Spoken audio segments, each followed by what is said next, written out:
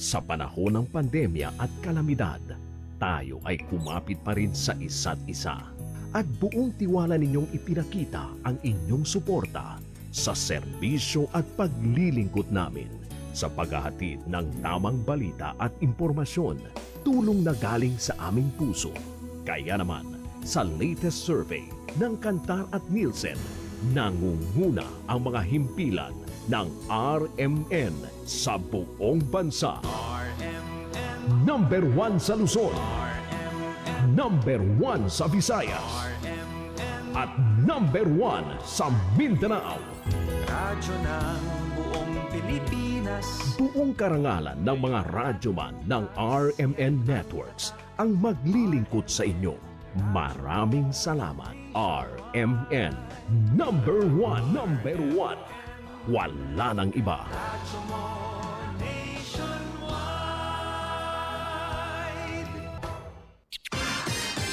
Ito ang DXMY.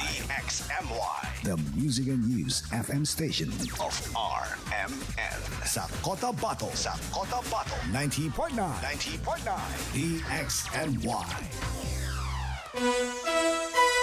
Oras sa Pilipinas, sa sumuay ganap ng alas 5 na po ng umaga. Tatak RMN.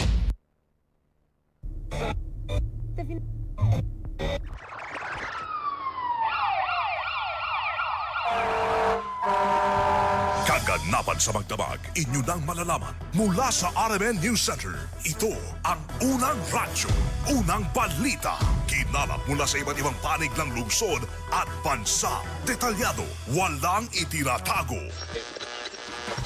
Ang numero unong pinapakinggan namin umaumaga sa bahay. Unang radyo, unang balita. Ang mga boses na kwentuhan namin mga tsuper. At tindera sa palengke. Unang radyo, unang balita. Ang programang gigising sa diwa ng bawat pamilyang Pilipino. Unang radyo, unang balita. Tatak RMN, radyo mo nationwide. Sa ponggang magandang umaga mga kasama, mga karadyoman, welcome sa programang Unang Radyo ng Balita. Aging araw po ng Huwebes, ngayon po'y 11 na po sa buwan ng June 2026 mga kasama. Siyam na araw na lang bago po ang araw ng Cotabato City. Samahan niyo po kami hanggang alas 6 sa paghatid po ng mga balita na kalap ng niyo pong radyo man sa nakalipas na 24 oras dito sa loob at labas nating pinakamamahal na lungsod ng Cotabato. Sa napakarami po mga balitang dapat po ninyong malaman, ating partner kaagapay this morning si Radyoman Chief Tech Alvin Castillon at si Radyoman Eric Ricardo Madamba Jr. Ito po yung Radyoman Michael Swan.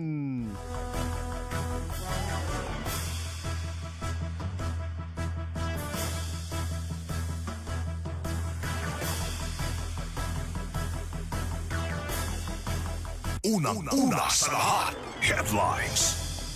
Vice President Sara Duterte mainit na tinanggap sinalubong kahapon ng Cotabateño sa kanyang pagdalaw sa Roa Central Elementary School. Unang-una sa lahat, headlines.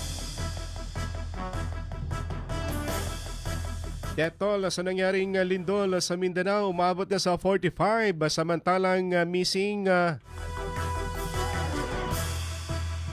nasa 10 pa rin habang mahigit sa 500 ang na-injury. Unang-una sa lahat, headlines. Empleyado ng Tugunan Special Geographic Area patay sa pamamaril kahapon ng umaga o kahapon ng umaga sa harap ng munisipyo. Unang-una sa lahat, headlines.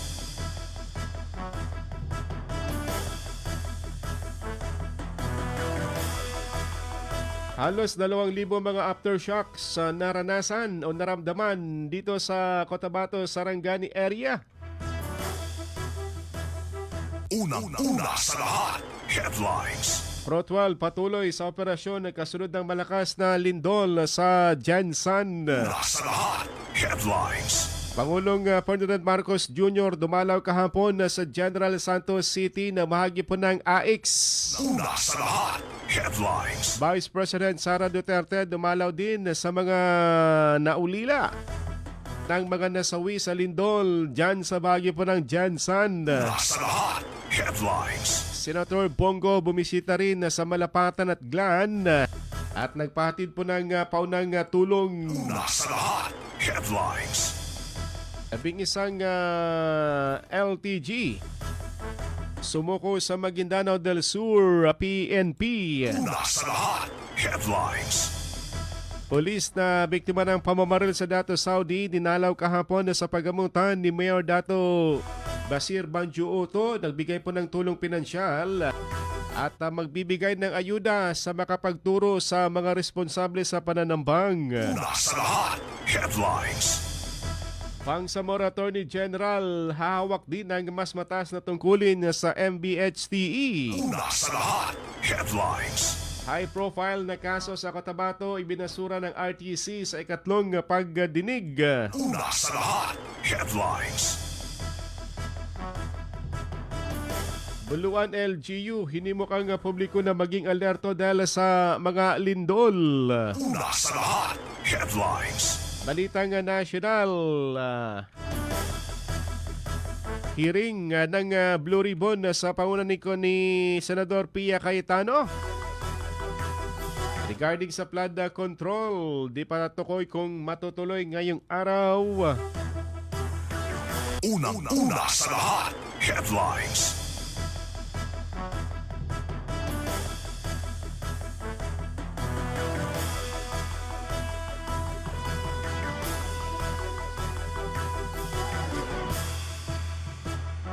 Samantala, petisyon ng isang guro regarding po dito sa naging sesyon ng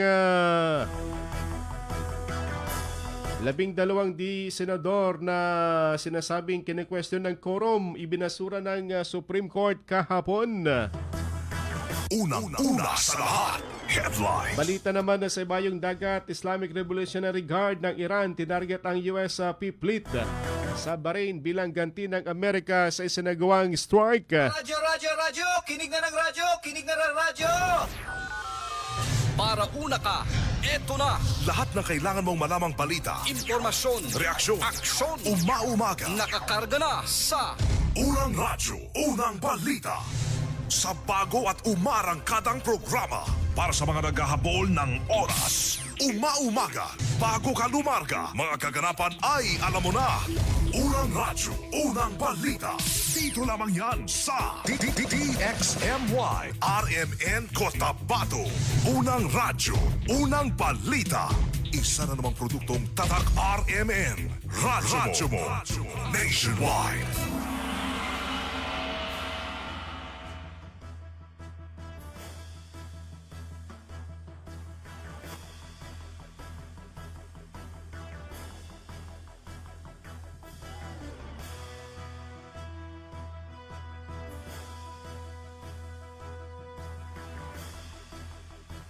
Muli sa magandang umaga mga kasama, mga karadyoman, welcome muli sa ating unang radyo ng balita ngayong araw po ng Huwebes. Ngayon po ay 11 na po sa buwan ng June. Napakabilis ng panahon. Bukas, Friday na kagad, holiday bukas dahil araw ng Kalayaan, Independence Day po bukas mga kasama. Kaya long weekend na naman yung ating mararanasan. Sa mga estudyante, ngayong araw ang huling pasok dahil bukas nga ay national holiday para po dito sa buong Pilipinas. Good morning sa 37 Barangay ng Cotabato City na nakatutok po sa ating programa this morning sa ating mga suking mga tendero-tendera ng gulay at karne sa bahagi ng Mega Market mapia-mapita sa Kanulangonsan. Kumusta ang bintahan sa mga sandaling ito? Malakas ba o matumal? Naka-boundary na ba? O hindi pa. Good morning po sa inyo. Sa ating Facebook page sa viewer, huwag kalimutan ay follow, like at i-share yung ating balitaan para kayo updated sa mga kaganapan dito sa lungsod sa farm at sa iba pang panig po ng ating kapuluan. Good morning kay Danny Labrador at kay Montasergeman Aloy sa bagay ng Dato Angal, kay Father Elmar Cortel sa UP. Happy anniversary dyan sa OP kahapon nandyan yung mga bisita galing sa probinsya dahil nga dito sa kanilang anibersaryo din po. Katulad sa Cotabato City. Kay Dato Tugauton po isang empleyado ng naturang munisipyo matapos nung barilin habang sakay ng kanyang pickup truck. Kinalalang biktima na si Dato Toto Mangansakan Dudog. Nasa 8 gulang na residente ng Barangay Manaulanan. Batay sa inisyal na report ng PNP, kararating lamang ng biktima sa harap po ng munisipyo at kanyang ipinarada ang kanyang puting pickup truck. Nang ito po'y lapitan ng di pa tukoy ng mga armadong kalalakihan habang nasa loob pa ng sasakyan na sunod-sunod umanong pinaputukan ng mga sospek ang biktima na nagresulta ng pagtamo nito ng mga tama sa iba't ibang parte ng kanyang katawan. Naisugod pa ito sa Cruzado Medical Hospital sa bayan pa ng pikit, ngunit siya po'y idineklarang dead on arrival ng doktor. Sa ngayon, nagpapatuloy pa rin po yung follow-up investigation ng mga kapulisan. Inaalam kung anong motibo at kung sino nasa likod ng naturang pamamaril. Unang radyo, unang balita.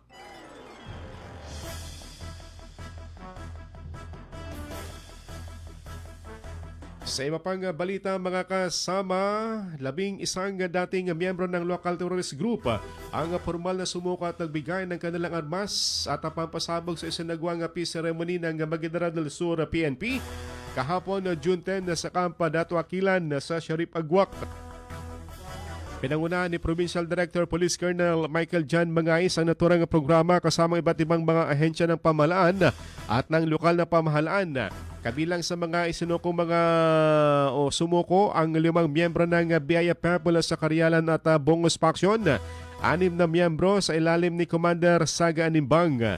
Isinuko ng mga dating rebelde ang improvised explosive device, rocket profile grenade, mga baril at mga bala. Tumanggap din sila ng livelihood assistance at mga sertipiko bilang bahagi ng kanilang reintegration program ng ating pamahalaan.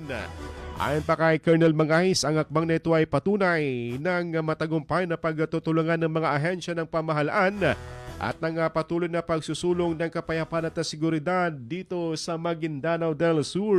Unang radyo, unang balita.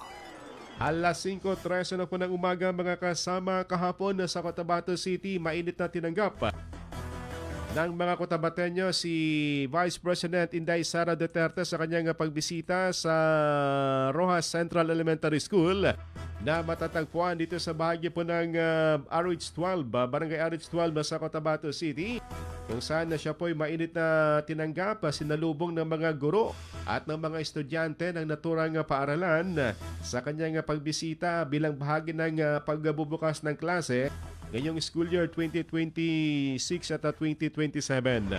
Pagkatapos ng kanyang pagbisita sa Rojas Central Elementary School, siya po'y dumiretso sa kanyang opisina dito sa bahagi ng Luna Street sa Barangay RH5 sa kanyang pagbisita sa anibersaryo ng pagbubukas o pagkakaroon po ng tanggapan dito sa Cotabato City. Sa kanyang mensahe, Unahahagi po ang Vice Presidente ng mga food packs sa bilang tulong sa mga residenteng naapektuhan ng kamakailang lindol sa lugar. Pinasalamatan ni BP Sara ang mga residente sa lungsod sa patuloy na suporta at tiwala sa kanya, kaya hindi na sa mainit na pagtanggap na ipinakita ng mga ito. Ipinabot din ng Vice Presidente ang pagbati ni dating Pangulong Rodrigo Duterte sa mga residente ng Bangsamoro matapos niyang mabisita ang kanyang ama kamakailan sa the Netherlands. Unang radyo, unang balita. Maraming salamat sa nakakataba ng puso at nakakapagbigay po ng tibay ng loob yung suporta ninyo at nagpapakita po siya na meron pang pag-asa ang ating bayan. Maraming salamat. Yung ating pong mga senior citizens ay naluluha po, pasensya na at napaiyak po kayo ngayong umaga na ito, pero nagpapasalamat din po talaga ako sa pagtanggap ninyo sa akin dito sa Cotabato City. Maraming salamat sa inyo.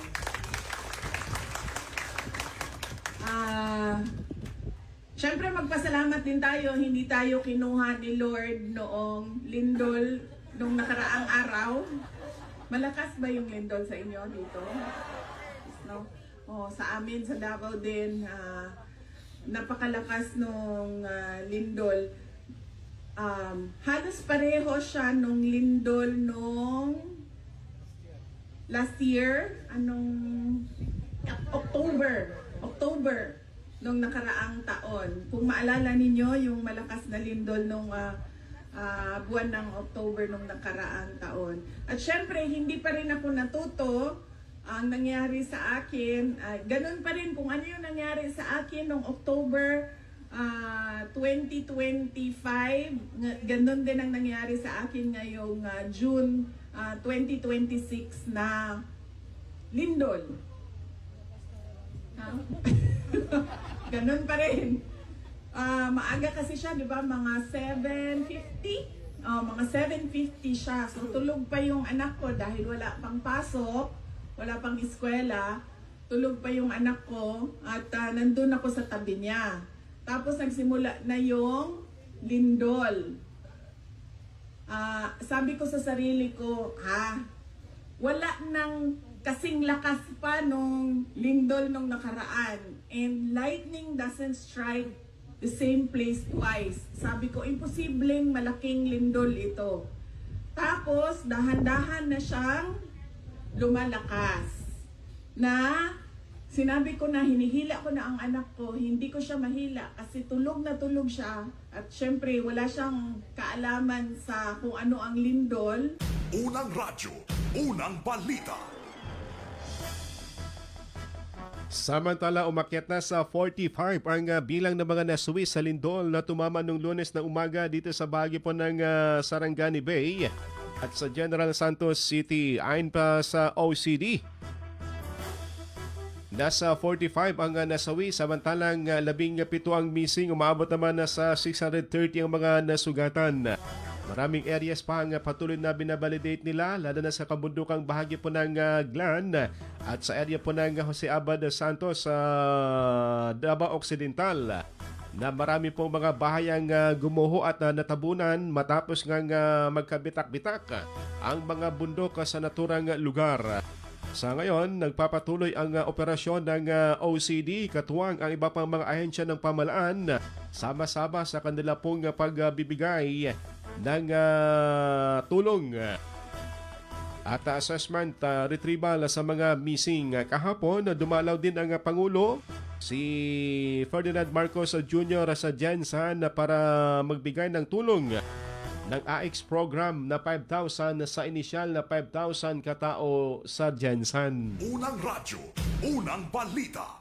Population ay umaabot na po sa halos 35,673 families, coming from around 199 barangays, no? So ang displaced population po natin ay nakahouse sa 45 evacuation centers. Dito sa mga evacuation centers na ito, meron pong 6,314 families na temporary na naninirahan doon sa mga evacuation centers na yan. So that accounts to around 24,228 individuals, no? At meron pa pong around 1,815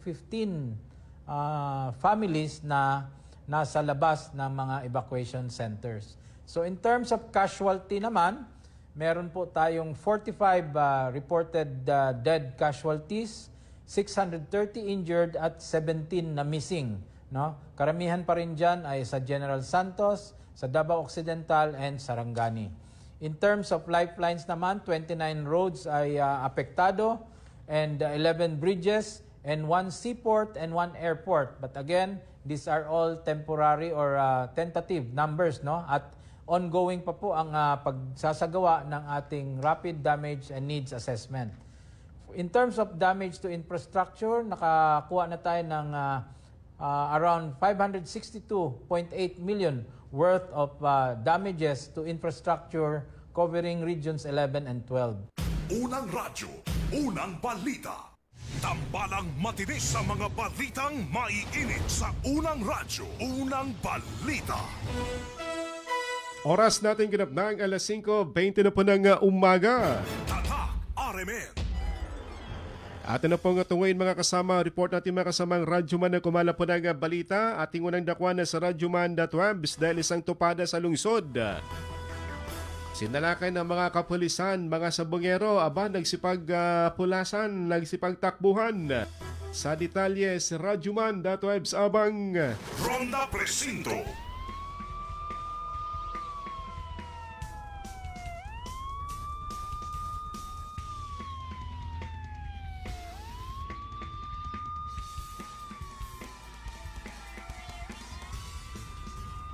Tila mga manok na nagsipulasa ng mga sabongero matapos salakayin ng City Intelligence Unit at ang Police Station 2 Intel Operatives Team kahapon alas 3 ng hapon sa bahagi ng Purok Kapatagan, Barangay Rosaret 7, Cotabato City.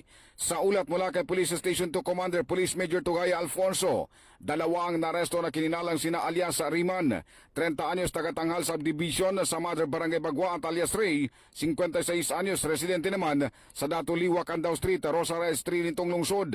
Habang nakatakas ang nasa 10 sabongero na sangkot di umano sa sabong, na-recover sa tupadan ang 2 buhay na manok, isang improvised arena, 5 tig 1,000 pesos na pinaniniwalang pamusta ng mga suspek. Kulungan ang bagsak ng 2 suspek at sasampa ng mga ito sa kasong paglabag sa PD 449 sa ilalim ng PD 1602 o illegal cockfighting. Kasama mo sa DXMY 90.9 RMN Cotabato, Radyo Manebs Abang Tatak Arimen. Unang radyo, unang balita. Salamat Datweb sa balitang yan. Samantala, 2 kaso ng pamamaril na naitala sa magkakahiwalay na lugar dito sa SGA at sa Maguindanao. Sa detalye sa Radyoman Maestro Rahiban Sow. Ronda Presinto. Dalawa ang naitalang nasawi sa magkahiwalay na lugar sa Bangsamoro Region. Una ay sa bayan ng Tugunan kung saan dead on arrival sa Cruzado Medical Hospital ang isang empleyado ng Tugunan Municipality sa Special Graphic Area matapos sa pagbabalin ng hindi nagkilalang salarin. Alabas lamang ng Municipal Hall ng Tugunan Special Graphic Area ng Bangsamoro Autonomous Region in Mos, Mindanao. Kinilala ang naturang biktima na si Dato Toto Mangansakan Dodog, nasa hustong gulat, empleyado at residente ng Barangay Manaulanan sa nasabing bayan. Batay sa salaysay ng kaanak ng biktima, kakarating lamang ng biktima at ipaparada ang kanyang puting pick-up sana sa labas ng bahay pamahalaan ng Tugunan ang biglang lapitan ng armadong salarin. Habang nasa loob pa ito ng sasakyan ay walang habas na pinagpaparin ng suspek ang biktima na nagresulta ng maraming tama ng balas sa katawan. Agad naman isinugod sa Cruzado Medical Hospital sa bayan ng Pikita, ngunit dineklara na itong dead on arrival ng mga attending physician. Patuloy naman ang investigasyon ng mga otoridad kung ano ang motibo sa naturang pamamaril. Patuloy naman ang investigasyon ng mga otoridad kung ano ang motibo sa naturang pamamaril patay at ang pagkilanlan sa mga suspek. Samantala, pagsapit naman ng gabi ay dead on arrival din sa IPHO Maguindanao ang isang payong-payong driver matapos sa pagbabaralin sa Barangay Labu-Labu sa bayan ng Saripagwak sa Maguindanao del Sur. Bandang alas 6:30 ng gabi kagabi, kinilala ang naturang biktima na isang Sultan Boy, residente ng Mama sa Pano sa nasabing lalawigan. Ayon sa mga nakasaksi, katayo lamang umano ang biktima ng biglang lapitan ng gunman. Kaya na pinuputukan ng malapitan dahilan upang magtama ito ng tama ng bala sa kanyang bunganga. Siyang tumagos sa kanyang batok. Sinubukan pang dalhin sa ospital, subalit tuluyan itong binawian ng buhay. Kasama mo sa DXMY 90.9, Radyoman Maestro Rahi, Bansa Tatak Arimen. Unang radyo, unang balita. Salamat Maestro sa balitang yan. Samantala sa Malabang, isa din po ang patay. 2 arestado sa bypass operation ng mga otoridad. Sa detalye sa Radyoman Dato Jul Dimapalaw. Ronda Presinto. Nasawi ang isang pinag-iinalang drug pusher habang 2 nitong kasamahan ang naaresto sa ikinasang drug bypass operation sa Barangay Matling, Malabang sa Lanao del Sur. Kinilala ng mga otoridad ang nasawi na si alias Fahad na umano'y ng laban at nagpaputok umano ng baril laban sa mga operatiba at nagresulta sa maikling engkwentro. Samantala, nahuli naman ang 2 nitong kasamahan na sina alias Mona Lisa at Abdul. Pinangunahan ng Regional Drug Enforcement Unit ng PROBAR. Katuwang militar ang naturang operasyon kung saan nasamsam ang mahigit 362 na gramo ng pinag-inalang shabu na tinatayang nagkakahalaga ng higit kumulang 2.4 million pesos. Bukod sa illegal na droga, na-recover din sa lugar ang isang sasakyan, caliber .38 na baril, mga bala at bypass money. Nasa kustodiya na ng Malabang Municipal Police Station ang mga naarestong sospek at sasampahan ng kasong paglabag sa Republic Act 9165 o Comprehensive Dangerous Drugs Act of 2002. Kasama mo sa DXMY 90.9 RMN Cotabato, Radyoman Julie Mapalaw, Tatak Arimen. Unang radyo, unang balita. Salamat Dato Jul sa balitang yan. Samantala, nakuha natin sa Radyoman Daisy sinasabing relief goods para sa mga biktima ng lindol sa Maguindanao del Sur. Matagumpay na naihatid sa detalye sa Radyo Monday si Mangod. DXMY. Tata RMN Report. Agad na naghatid ng relief goods ang Ministry of Social Services and Development o MSSD BARM sa 44 na pamilyang naapektuhan ng lindol sa iba't ibang bayan sa Maguindanao del Sur bilang bahagi ng mabilis na pagtugon ng ahensya sa mga apektadong komunidad. Batay sa paunang ulat, 5 pamilya ang nagtamo ng totally damaged na mga bahay, kabilang ang 2 pamilya sa Pandag at tag-iisang pamilya sa Dato Piang, sa Libo at Manguda Datu. Samantala, 39 na pamilya naman ang nakaranas ng partially damaged na mga tahanan mula sa mga bayan ng Buluan, Dato Paglas, Dato Hofer, Paglat, Dato Piang at Manguda Datu. Sa ilalim ng Emergency Relief Assistance Program, bawat pamilya ay tumanggap ng 25 kilo ng bigas, food packs, sleeping kits, dignity kits, hygiene kits, cleaning kits, cooking kits, water kits at modular tents upang makatulong sa kanilang agarang pangangailangan habang bumabangon mula sa epekto ng lindol. Patuloy na minomonitor ng MSSD ang sitwasyon sa mga apektadong lugar at nakahandang magkaloob ng karagdagang tulong sa mga pamilyang nangangailangan. Kasama mo sa DXMY 90.9 Radio Monday si Mangud, Tatak RMN. Unang radyo, unang balita. Salamat Radyo Mandaisi sa balitang yan. Good morning kay Ali Musiba sa Langayan Pikit, kay Bayo Makulusubin Timbang Waya, kay Dato Tong Waya ng Purok Bayalabi, sa Dato Balabaran dito sa Cotabato City, kay June Casan, kay Jeffrey Salvador sa Tenorio Awang, kay Mads Ambag, good morning, at kay Alexander Abdul Rahman sa Katilakan na Pikit. At kay Ka-Driver Vlog, good morning kay RR Linas sa bahagi ng Labungan, kay Violet Ningas Kapantuhan, kay Ma'am Elvira Alindao Kalob, good morning sa bahagi ng Baguer sa Libungan. Good morning sa mga taga Baguer sa Pilrock, Pigkawayan, kay Ariel Gapal, good morning. Kay Menji Ismael ng Lyong sa Kabuntalan, at kay Marlukman ng Buluan, kay Nita Kaliman Lumna, at kay Nita, siya pa rin. Oras natin ganap ng 5:28 na po ng umaga.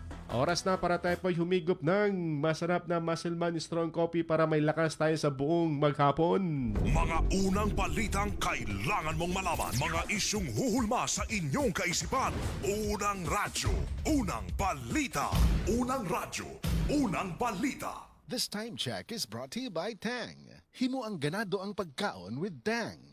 This time check is brought to you by ang kilala mong Alaksan, extra galing na. Up to 3 times faster versus Alaksan FR. New Alaksan Extra. That time check is brought to you by Centrum Silver Advance. May nutrients adjusted for age 50 plus. Tulong para malakas ang resistensya, healthy heart, and sharp memory. The #1 multivitamins for age 50 plus. This time check is brought to you by iBerry. Adunay bilberry para sa mata nga hait ug tin-aw. This time check is brought to you by Kidney Care. Likayi ang dialysis o ubang problema sa kidney. Mag-Kidney Care. This time check is brought to you by Milo. Drink Milo every day. This time check is brought to you by Nescafe Classic. Mag-Nescafe Classic araw-araw. 100% puro at natural. Pinakamasarap na black coffee. This time check is brought to you by Tanduay 5 years. Tibay ng loob, tibay Tanduay. Ano ba yan? Isa pa nga. Ayoko talaga. Can't get the perfect shot, mga idol. Kulang ba minsan ng confidence pag tinitingnan ng skin sa pictures? Nako, ganyan din ako dati. Parang laging dull ang skin. Kahit anong lighting, kahit anong filter, kulang sa kinang. Buti na lang, gumamit ako ng bagong White Rose Papaya. May double whitening ng papaya extracts and vitamin B3. Clinically proven magpaputi in as early as 7 days with regular use. Papaya puti, papaya fast. Mga idol, eto na ang sagot. Available sa mga grocery stores at supermarkets nationwide. Bili na ng White Rose Papaya. Papaya puti, papaya fast. White Rose Papaya with vitamin B. Manufactured by ACS Manufacturing Corporation. ISO certified, world-class quality. ACS. Ahoy! Kidney Care time! Perhesyo ning magpadialysis kaso kaayo, maayo na lang niya ang Kidney Care. Brad, unsay imong nasinati sa Kidney Care? Ako si Loloy taga Danao, 50 ang edad. Tulo na kabuan-wan ako nagdialysis. Sukad nga naggamit ko og kidney care, nibalik ang akong kusog sa matag adlaw. Ug wala na ko'y gibating kaluya sa lawas. Kaning kidney care nakatabang sa pagatiman sa akong kidney. Karon makalihok-lihok nako sa ako inadlaw nga buluhaton. Daghang salamat sa kidney care. Ang Kidney Care ay mabibili sa Mercury Drugstore at mga suking butika. Ang Kidney Care hindi gamot at hindi dapat gamiting panggamot sa anumang uri ng sakit. Mula sa number 1, Smart Dishwashing Paste. Tanggaling-galing mo! Smart dishwashing paste ko! Pritong ulam na masebo, plato o kaldero. Tanggaling for everyday. Ganyan pag Smart ang dishwashing paste. May double tanggaling formula. Tanggal galing ang sebo at bakterya. Bahid para walang bahid, linis fantastic sa metal at plastic. Number 1 ko to! Tanggaling-galing mo! Smart dishwashing paste. Heavy duty linis bawat pahid. Smart Dishwashing Paste, manufactured by ACS Manufacturing Corporation. ISO certified, world-class quality. ACS. Tang ganado na na na. Made with real fruit extracts na ay refreshing fruity flavor. Let's get refreshingly real with Tang. Abangan ng refreshing Tang Bayan sa inyong barangay ngayong Sabado at Linggo. Ako nabugahat ko. Naapod siya kauban nga pamaol, labat sa ulo o hilanat. It's me, your Auntie Melay. Discarding bisdak na ko, ana. Mas paspas, banat sa upat! Faster versus paracetamol in as fast as 30 minutes. Unilab quality yan. Paracetamol caffeine is the generic name of Rexidol Forte. If symptoms persist, consult your doctor.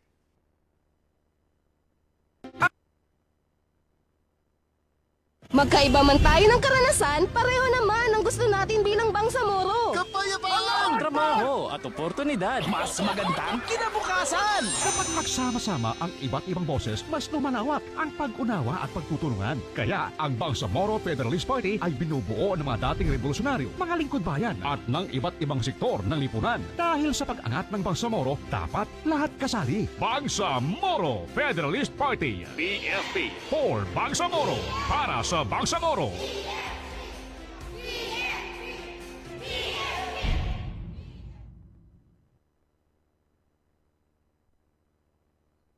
Radyo! Kinig na ng radyo! Kinig na ng radyo! Para una ka, eto na. Lahat ng kailangan mong malamang balita, Impormasyon, reaksyon, aksyon, umaumaga. nakakarga na sa Unang radyo, unang balita. Sa bago at umarangkadang programa para sa mga naghahabol ng oras. Umaumaga, bago ka lumarga, mga kaganapan ay alam mo na. Unang radyo, unang balita. Dito lamang yan sa DXMY RMN Cotabato. Unang radyo, unang balita. Isa na namang produktong Tatak RMN. Radyo mo. Nationwide. Oras sa Pilipinas sa DXMY ganap ng alas 5:33 na po ng umaga. Tatak RMN. Gaganda na ang gising nyo. Mainit na balita sasalubong sa inyo. Unang radyo, unang balita.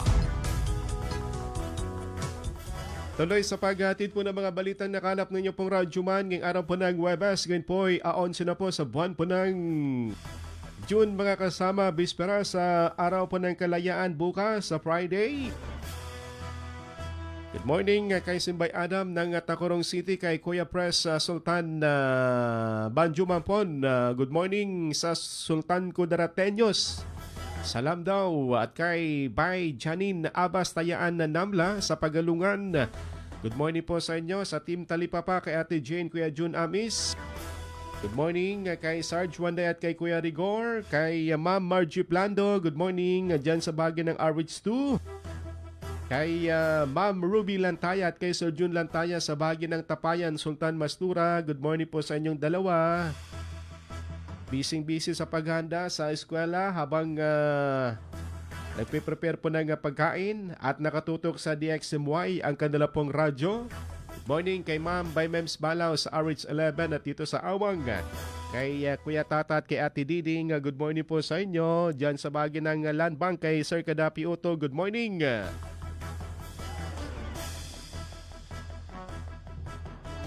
Dumako tayo sa detalye pa rin po nating balita, mga kasama. Kahapon dyan sa bahagi ng Save More Building na nag-collapse sa bahagi ng Jensan, 2 bangkay ang nakuha. Na posibleng ito yung residente ng Buluan na sa Maguindanao del Sur. Kung kaya't kahapon ay kaagad na nakipag-ugnayan ng Buluan LGU sa naturang retrieval operation na sa Jensan para maiuwi ang naturang 2 missing na taga-bayan po ng Buluan na sa Maguindanao del Sur. Sa ngayon, patuloy namin monitor ng PBOX ang mga aftershocks na nararanasan. Tulad kahapon, meron sa Cotabato City hanggang dito sa Sarangani area matapos may tala ang 1,993 na mga aftershocks. Ang dami po nito. Sinabi ng PBOX ngayon, yung pinakamalakas na aftershock ay naranasan kahapon po ng umaga na sa 5.2 na magnitude mga kasama. Habang busy ang lahat sa retrieval, ay naapektuhan yung kanilang sasagawa ang retrieval operation dahil sa mga aftershocks na mga nararanasan. Unang radyo, unang balita.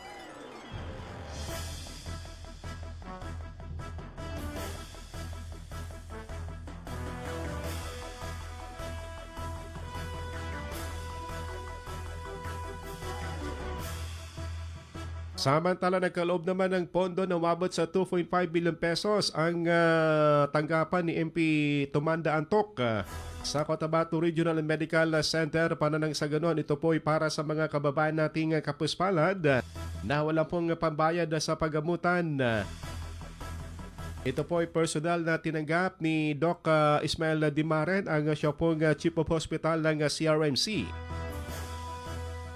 Sa pamamagitan ng pagtutulungan ng office ni MP Tumanda Antok at ng DOH o MOH, patuloy na isinusulong ang serbisyong may malasakit at tinitiyak na mas maraming mamamayang Bangsamoro ang mabibigyan ng access na kinakailangang serbisyong medikal.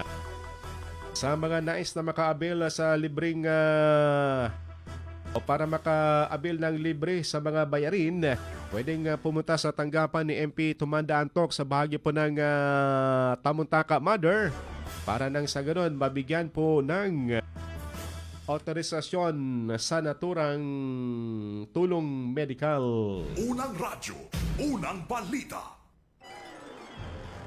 Sa iba pang balita, dito naman sa Maguindanao del Sur, kahapon na personal na binisita ni Mayor Dato Basir Manjuoto ang sugatang pulis na nagpapagaling sa isang pagamutan upang kumustahin ang kanya pong kalagayan matapos na magtamo ng tama ng bala sa kanyang braso. Itong si Police Staff Sergeant Samsudin Abdullah na pulis na nakatalaga sa bahagi ng Data Saudiang Patuan sa Maguindanao del Sur.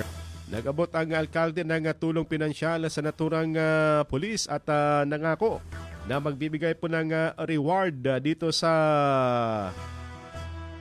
makapagtuturo sa nasa likod ng naturang pananampang kamakalawan ng gabi dyan sa Lower Salvo sa nasabing bayan. Unang radyo, unang balita. At sa bayan sa COP Tawalin, pulis Tawalin sa Dato Saudi Municipality, si Benan Roto, Staff Sergeant na Tula sa Jude, Tinibab, Pagina na kami yan. Sa Lower Salvo Dato Saudi Municipality na kinakap na Yan mga kasama, ang tinig po ni Mayor Dato Basir Manjuoto. Tayo po maki-update sa naturang pagbisita niya sa pulis kahapon sa isang pagamutan at karagdagang pa mga detalye dahil merong siyang pabuya o reward money sa makapagtuturo sa nasa likod na naturang pamamaril. Nasa linya si Mayor Dato Basir Manjuoto. Mayor, good morning. Live kayo sa DXMY, si Michael Aswan. Good morning sa lahat ng nakikinig at sumusubaybay sa isa sa pinaka-number 1 station sa Central Mindanao, Cotabato City, ang DXMY. Kumusta po yung pagbisita po ninyo sa polis na biktima ng pamamaril dyan sa Lower Salvo, Makalawat kahapon? Inyo pong binisita sa hospital, Mayor Uto, sir. Yes, tama po. Pinuntahan ko mismo doon sa Maguindanao Provincial Hospital, ang Bangsamoro Regional Hospital natin sa Maguindanao, sa Dato Copper Municipality. Of course, nag-abot tayo ng konting tulong at medyo okay na naman siya, okay siya at yun lang, sa loob ng mahigit isang taon ay nagkaroon tayo ng ganito na pangyayari sa Barangay Salvo, Lower Salvo at authorities pa mismo yung biktima. So nakakalungkot isipin kung bakit nangyayari ito at nananawagan tayo ng malalimang investigasyon sa pangyayaring ito. In fact, magkakaroon tayo ng pabuya. Ang tawag niyan ay kung sino man yung matukoy natin yung may gawa, yung tunay na magawa, magbibigay tayo ng 100,000 pesos at para lalabas yung katotohanan at para hindi na maulit yung mga pangyayari na ito. 100,000 reward money para sa makapagtuturo sa nasa likod ng naturang pamamaril sa polis na nakatalaga sa inyo pong bayan. At kahapon, ano yung initial na nakikita po ninyong motibo at na nakipag-ugnayan din yata kayo, Mayor Sir, kay PD Colonel Mangahis kahapon? Yes, bahala na po ang ating kapulisan sa kanilang masusing investigasyon. In fact, marami tayong tinitingnan dyan at kung ano ba talaga, kung ito ay related sa trabaho, ano inggitan sa ano man dyan. So, bahala ng ating kapulisan at sila na ang bahala kung ano yung kalalabasan ng investigasyon na ito. Tayo po yung nananawagan sa mamamayan ng Dato Saudi na sana tuloy-tuloy na yung kapayapaan. Ito lang, may nangyari na ganito, pulis pa mismo yung biktima. Tayo pa kaya ng mga sibilyan hindi natatakot?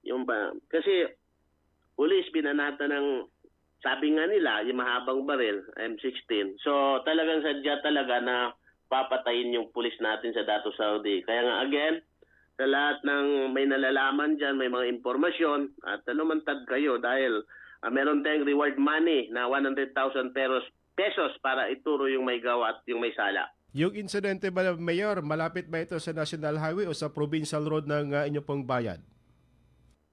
Papuntang Dato Piang, doon mismo sa tabing highway, malapit sa highway mismo at inabangan siya at tinitingnan pa natin, nire-review natin yung CCTV. Kaya lang, nung nag-blackout yung CCTV natin ay minsan i-check natin kasi matagal yung blackout. Minsan, mamamatay yung ilaw, mamamatay rin yung CCTV natin. So, kailangan lang paigting at talagang yung communities talaga, tutulong kayo kasi tama na natin yung kapayapaan sa Dato Saudi. May higit isang taon na walang mga ganitong pangyayari. So, biktima pa muli yung pulis na talagang nagtatrabaho at nagsisikap para sa atin lahat. So, again, may reward money tayo na 100,000 pesos. Para doon sa may gawa, totoong may gawa. Anong direktiba po ninyo, Mayor, sa inyo po mga kapulisan dyan sa Dato Saudi para nang sa ganun di po maulit ang ganitong insidente at sa inyong pagdalaw sa pulis kahapon para nabigyan ng high moral yung mga inyo pong kasamaan o inyo po mga kapulisan dyan sa DSA? Yes, ipagpatuloy natin yung mabuting trabaho natin. Ito naman ay trabaho lang, walang personalan.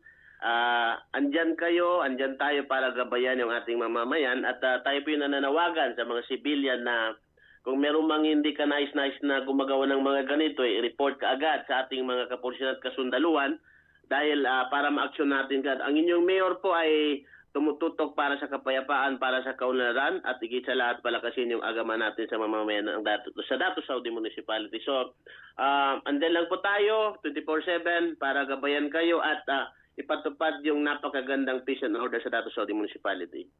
Sasamantalain ko na lang pagkakataon, Mayor, ditong araw po ng linggong ito, napakarami po mga aktibidad dyan sa inyong bayan. Una, medical mission at pagbibigay po ng gamit sa eskwela. Dito sa inyo pong lugar, nung araw po ng Lunes na handog po ng provincial government at na inyo pong tanggapan. Yes, tuloy-tuloy po yung programa natin. Yung medical mission ng ating probinsya ng Maguindanao, of course, ating buting governor, Honorable Governor Mapakagi Ali Mitimbang, salamat sa iyong suporta sa mamamayan ng Dato Saudi. Tuloy-tuloy po yung kanyang suporta. In fact, sabay na rin doon yung pangkalahatang brigada natin sa municipality ng Dato Saudi. At sumunod naman doon yung nung isang araw, yung napili yung bayan natin na idadaos yung anibersaryo ng OWA farm doon mismo sa bayan at maraming masaya, maraming nakinabang sa mga rapol at bigay ng galing sa region, sa Project Tabang, sa ating Chief Minister Abdurrauf Makakwa. Salamat sir sa iyong mabuting serbisyo para sa Barm Region, sa lahat ng opisyalis ng Barm Region at of course ang ating buting Governor Bapa Dato Ali Mitimbang. Meron din yata ang itatayong weather system gadgets dyan sa inyo pong bayan na Mayor Uto, sir, para nang sa ganun ma-monitor yung weather, galaw ng weather po sa inyo pong bayan at sa at sa Maguindanao del Sur.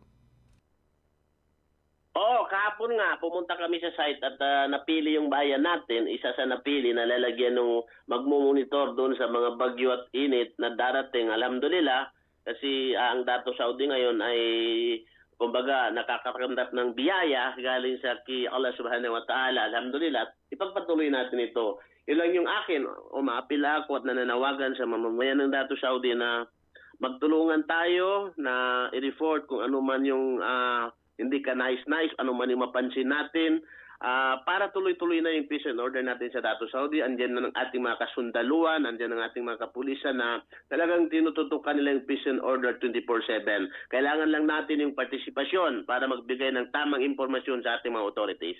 Yan lang, Mayor Dato Basir Banjo Uto, sir. Maraming salamat sa inyo pong oras na binigay sa DXMY. Baka may mensahe po kayo sa ating mga residente ng DSA. Assalamualaikum sa mga lukas ko, mga pagali ko sa Dato Saudi Municipality. Nganin ang makagkat, kanudal patano, kaangan tanulon, kanamapyan na pamagumpungan, iponi ka resolve. In fact, mamagayon ayon to kan natakawanton sa pajikan sa igunan niya ikapayapaan sa Dato Saudi. So italos torn niya ba kanyabe adjunct to sa kinakamer to san napupipenan sudar pa kapamagayon ayon no nya masala siya nakapambagay kanu agama kanan tanuran gate tanu sa manay pambagwa na Dato Saudi niya dato pon timbang sa algun tanu po na apiapan pero na pambagwanin niya ba nakaangguya ba niya ba kinatimbag sa pulis tanu na wangon man na kuana na warang pambitian ng bitian. Di yukit sa siya sa kapangimatay, kakanamapay kapangimatay, kakwasa umunga pagta. Siyabot taman, wabilang topik walidaya. Assalamualaikum warahmatullahi ta'ala wabarakatuh. Unang radyo, unang balita. Ang alkalde po ng Dato Saudi Ampatuan na Maguindanao del Sur, si Mayor Dato Basir Banjo Uto. Tambalang matinis sa mga balitang maiinit sa unang radyo, unang balita. Oras natin ganap ng 5:48 na po ng umaga. Tatak RMN. Ating balikan mga kasama yung ating mga kasamang radyoman na kumala po ng balita. Balikan natin sa radyoman.webs. Runner ng illegal na droga arestado sa bypass operation ng Presinto 2 sa Poblasyon 6 sa lungsod. Sa detalye sa radyoman.webs abang Ronda Presinto. Arestado ng City PNP Station 2 Drug Enforcement Team ang lalaking suspected runner ng Shabu. Makarang masakote sa bypass operation alas 4 kahapon sa bahagi ng Purok Bagis, Barangay Poblasyon 6, Cotabato City. Kinilala ni Police Station 2 Commander Police Major Tugaya Alfonso ang suspect na si Rico Intervention alias Rick, 56 anyos, single, taga Mabini Street sa Barangay Baguatras nitong lungsod. Nakumpiska sa pag-ingat ng suspect ang isang maliit na pakete na naglalaman ng hininalang shabu na may bigat na 0.05 grams sa halagang 340 pesos. Kalaboso ang suspect at maharap naman sa kasong paglabag sa RA 9165 na isasampal laban sa kanya. Kasama mo sa DXMY 90.9 RMN Cotabato, Radyo Manebs, abang tatak RMN. Unang radyo, unang balita. Salamat at web sa balitang yan. Samantala balikan natin si Radyoman Maestro dito sa karagdagang detalye sa pagsuko ng 11 mga local terrorist group. Sa detalye sa Radyoman Maestro Rahiban Saw. Ronda Presinto.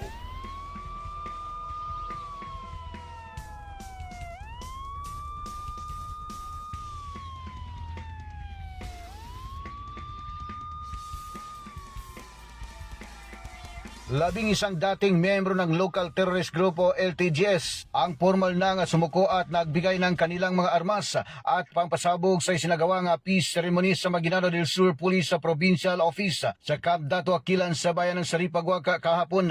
Pinangunahan ni Provincial Director Police Colonel Michael Jan Mangahis ang naturang programa kasama ang iba't ibang ahensya ng gobyerno at lokal na pamahalaan. Kabilang sa mga sumuko ay ang 5 miyembro ng BIFF mula sa Karyalan Faction at Bungos Faction. at anim na miyembro naman sa ilalim ni Commander Saga Animbanga. Isinuko ng mga dating rebelde ang mga improvised explosive devices o IEDs, rocket-propelled grenade o RPG at mga baril at sama ang mga bala nito. Tumanggap din sila ng livelihood assistance at mga sertipiko bilang bahagi ng kanilang reintegration program. Ayon kay Police Colonel Mangahis, ang hakbang na ito ay patunay na matagumpay na pagtutulungan ng mga ahensya ng gobyerno at patuloy na pagsulong ng kapayapaan at seguridad sa Maguindanao del Sur. Kasama mo sa DXNY 90.9, Radyoman Maestro Rahi, Bansa Tatak, RMN. Unang radyo, unang balita. Salamat, Maestro. Samantala, balikan natin sa Radyo Mandato Jul, Amon Jadid o Islamic New Year. Dineklarang holiday. Aba, next week po ito mga kasama. Sa Martes, sa detalye sa Radyo Mandato Jul, di mapalaw. DXMY.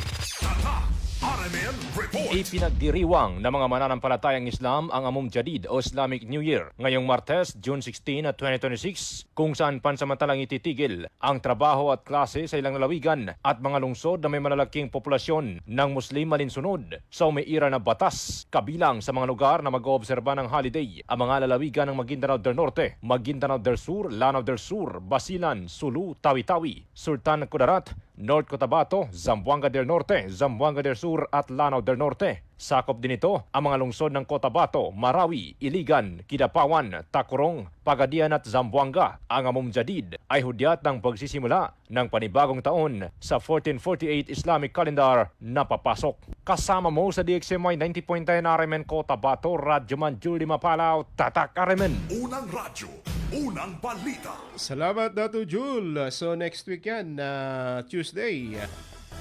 After ng Payday Tuesday, Payday Monday. Ating balikan sa Radyo Monday si sinasabing BARM tumutulong sa search and rescue operation sa Jensan at sa Sarangani. Sa detalye sa Radyo Monday si Mangot. DXMY. Tatak. RMN Report. Nagpadala ng disaster responders ang Bangsamoro Autonomous Region nitong Martes sa lungsod ng General Santos at lalawigan ng Sarangani upang tumulong sa paghahanap sa mga nawawalang individual kasunod ng magnitude 7.8 na lindol na tumama sa lugar nitong Lunes. Sa isang pahayag, sinabi ni BARM Chief Minister Abdul Rauf Makakua na nagpadala ang BARM ng mga tauhan ng Rapid Damage Assessment and Needs Analysis o RDANA sa karatig na rehiyon ng Socsargen upang magbigay ng humanitarian aid sa mga biktima ng lindol. Ang Rapid Emergency Action on Disaster Incidents o REDI ng rehiyon, katuwang ang Office of Civil Defense o OCD Bangsamoro Autonomous Region, ay tumutulong sa pagpapalakas ng damage assessment, coordination at information management efforts sa mga komunidad na naapektuhan ng lindol. Ayon sa BARM Ready, ang pangkat ng RDANA ay may tungkuling magsagawa ng mga pagsusuri sa aktual na kalagayan sa mga apektadong lugar, magsakatuparan ng search and rescue missions, mangalap ng mahahalagang datos hinggil sa pinsala sa infrastruktura at agarang humanitarian needs, at palakasin ang koordinasyon sa pagitan ng mga ahensyang tumutugon sa sakuna. Kasama mo sa DXMY 90.9 Radyo Monday si Mangud, Tatak RMN. Unang radyo, unang balita. May tama ka sa loto. Ating silipin muna resulta ng drone ng PCSO kahapon na hindi po umurong sa pagtulong alas 2, Swartres 157. Alas 5 naman, Swartres 199. Samantalang 9 p.m. Swartres 316. 4D naman alas 9 kagabi, 7274. Ang tumoy 274. Sa milyones na papremyo 645, nasa 52 million plus ang jackpot prize. Winning combination natin 14, 45, 44, 42, 28 at 20. Samantalang sa 655 naman, nasa 45 million ang jackpot prize. Winning combination natin 19 at 53, 08, 34, 38 at 52. Congratulations sa nakakuha ng tumpak na winning combination na yan. Good morning kay Tox Mantawil na nakamonitor po sa atin sa bahagi ng Makir sa DOS at kay Asnaira Makarimbang sa Barira, kay Sumulod Manya Sinsin sa kanyang mga katrabaho daw sa Yaping Chong Girls, kay Cynthia Sumulod, kay Risa Dalin Manilin, Bibian Irene Jubilin Minmin Roslyn o Roseanne, kay Jojoy at kay Lablab Georginia, kay Jorlene at kay Hermina Gemma. Good morning kay Merlin Sanchez Jeronimo, kay Parij sa Abdurrahman Impal sa Tabiran, kay Hadja Nur Sanday sa Kumbal. Good morning po sa inyo. Balikan natin sa Radyo Man Daisy update naman sa mga Marites. Balitang Showbiz. Nakisimpatya si Mexican actress Thalia sa mga apektado ng malakas na lindol sa Mindanao. Sa kanyang ex-post, inihayag ni Thalia ang kanyang kalungkutan matapos mabalitaan ang nangyaring magnitude 7.8 na lindol nitong Lunes. Nagpasalamat naman ang mga netizen na Pinoy sa pag-aalala ni Thalia sa kalagayan ng Pilipinas. Si Thalia ay kilala sa bansa dahil sa kanyang iconic role sa telenovela na Marimar na ipinalabas sa Pilipinas at tinangkilik ng mga Pinoy. Kasama mo sa DXMY 90.9, Radyo Man Daisy Mangud, Tatak RMN. Unang radyo, unang balita. Salamat Radyo Man Daisy sa balitang showbiz. Susunod na si Radyo Man SM Erwin Kabilbigan at radyoman.webs abang sa programang Straight to the Point. Ating naging partner this morning si Radyo Man Chief Take Alvin Castillon at si Radyo Man Eric Ricardo Madamba Jr. Ito po yung Radyo Man Michael Swan, Tatak RMN.